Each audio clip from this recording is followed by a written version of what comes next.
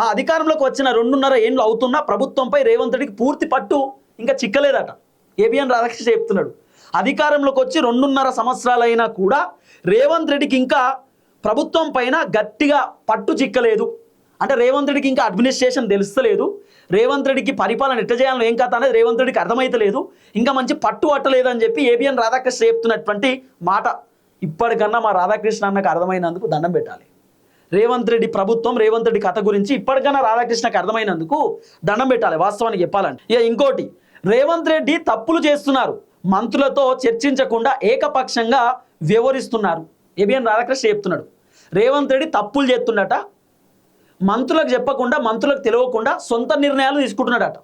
ఆ సొంత నిర్ణయాల వల్ల ప్రభుత్వానికి డ్యామేజ్ అవుతుంది, మంత్రులు ఇంకా వ్యతిరేకంగా పెరుగుతున్నారు, రేవంత్ రెడ్డికి మంత్రులు అగెనెస్ట్ మారుతున్నారు, రేవంత్ రెడ్డికి మంత్రులు కోపంతో ఉన్నారు అనేది ఏబిఎన్ రాధాకృష్ణ చెప్తున్నటువంటి మాట. ఇగో కలవడానికి ఎవరైనా వస్తే కలవట్లేదు, అప్రాధాన్య అంశాలపై ఎక్కువ టైం వేస్ట్ చేస్తున్నారట. అంటే కావాల్సినటువంటి అంశం పైన టైం ఇస్తలేడు, అనవసరమైనటువంటి వాటిపైన రేవంత్ రెడ్డి ఎక్కువ టైం వేస్ట్ చేస్తున్నాడు.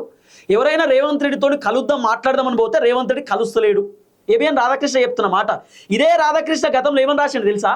రేవంత్ రెడ్డి ఎవరివైనా కలుస్తున్నాడు, అందరితో మాట్లాడుతున్నాడు, అందరితో డిస్కస్ చేస్తున్నాడు, కేసీఆర్ కంటే రేవంత్ రెడ్డి పరిపాలన కొంత మెరుగున్నది, మంచిగున్నదని చెప్పి ఏబిఎన్ రాధాకృష్ణ గతంలో రాసిన వార్తలు.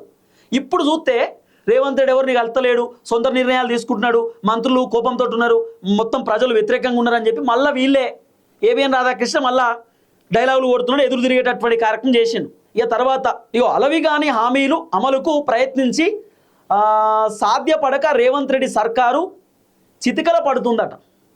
రేవంత్ రెడ్డి సర్కారు అమలు కానటువంటి, అంటే సాధ్యం కానటువంటి హామీలు ఇచ్చారు. తెలంగాణలో వర్కౌట్ కానటువంటి హామీలు. నిజమే కదా, రేవంత్ రెడ్డి అసలు తెలంగాణలో వర్కౌట్ కానీ హామీలు అంటే తులం బంగారం వర్కౌట్ అవుతుందా? తులం బంగారం కొనాలంటే 1,50,000 రూపాయలు ఉన్నది, రేవంత్ రెడ్డి ఇవ్వగలుగుతాడా తులం బంగారం? మహిళలకు 2,500 రూపాయలు ఇవ్వగలుగుతాడా? మహిళలకు కళ్యాణ లక్ష్మి, షాదీ ముబారక్, స్కూటీలు, సైకిళ్ళు, 0 వడ్డీ రుణాలు, బస్సులు, మహిళలను కోటీశ్వరం చేస్తామని చెప్పిండు. ఇంకా 4,000 రూపాయల పెన్షను, 15,000 రూపాయల రైతు భరోసా, కౌలు రైతులకు పైసలు, పంట బోనసు, ఉచిత ప్రయాణము, ఇట్లా మాట్లాడుకుంటూ పోతే రేవంత్ రెడ్డి సాధ్యం కానటువంటి హామీలు చెప్పి ఏది కూడా చక్కగా చేయలేకపోతున్నాడు. అనవసరంగా సాధ్యం కానటువంటి హామీలు చెప్పి చిక్కుల్లో పడ్డాడు రేవంత్ రెడ్డి అనేది ఏబిఎన్ రాధాకృష్ణకు సంబంధించినటువంటి వర్షన్.